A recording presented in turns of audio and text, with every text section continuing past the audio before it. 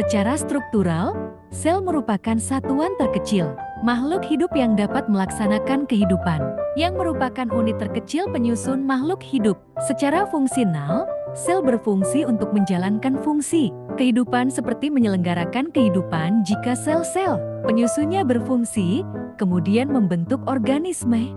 Sel pertama kali dilihat oleh seorang ilmuwan Inggris bernama Robert Hooke pada tahun ke-1665. Hooke melihat sel melalui sayatan tipis dari batang tumbuhan di bawah mikroskop cahaya, dan ia menganggap hal tersebut sebagai suatu kamar kosong celula. Sel berkembang biak dengan cara membelah diri secara mitosis. Selain itu, sel juga mengandung materi genetik, yaitu materi penentu sifat-sifat makhluk hidup, maka sifat makhluk hidup dapat diwariskan kepada keturunannya. Setiap sel, pada tahap tertentu dalam hidupnya, mengandung DNA sebagai materi yang dapat diwariskan dan mengarahkan aktivitas sel tersebut. Selain itu, semua sel memiliki struktur yang disebut ribosom yang berfungsi dalam pembuatan protein, yang akan digunakan sebagai katalis pada berbagai reaksi kimia dalam sel tersebut. Sel berdasarkan keadaan inti dibagi menjadi sel prokariotik, sel yang tidak memiliki membran inti. Contohnya sel bakteri. Sel eukariotik, sel yang memiliki membran inti. Contohnya sel jamur, sel hewan, dan sel tumbuhan. Perbedaan sel prokariotik dan sel eukariotik.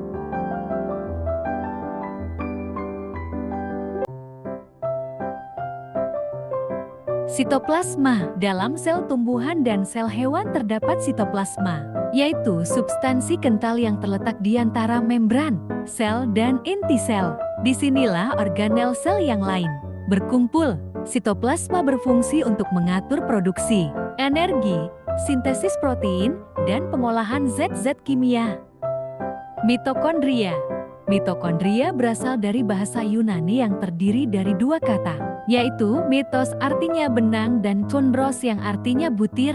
Mitokondria berbentuk seperti benang, tetapi jika diperbesar, bentuk aslinya seperti butiran elips. Mitokondria berfungsi sebagai tempat berlangsungnya proses respirasi untuk menghasilkan energi. Vakuola. Vakuola adalah organel yang berisi cairan, cadangan makanan, pigmen dengan rongga, dan membran. Fungsi vakuola yaitu untuk menyimpan cadangan makanan dan cairan. Badan Golgi. Badan Golgi adalah kumpulan ruang, gelembung kecil, dan kantong kecil yang bertumpuk-tumpuk. Letaknya di antara retikulum endoplasma dan membran plasma. Fungsi badan Golgi sebagai alat pengeluaran atau sekresi protein dan lendir. Nukleus. Nukleus adalah struktur di dalam sel yang mengandung nukleolus dan sebagian besar DNA sel. Fungsi nukleus adalah sebagai pusat komando sel yang mengirimkan petunjuk ke sel untuk tumbuh dan membelah.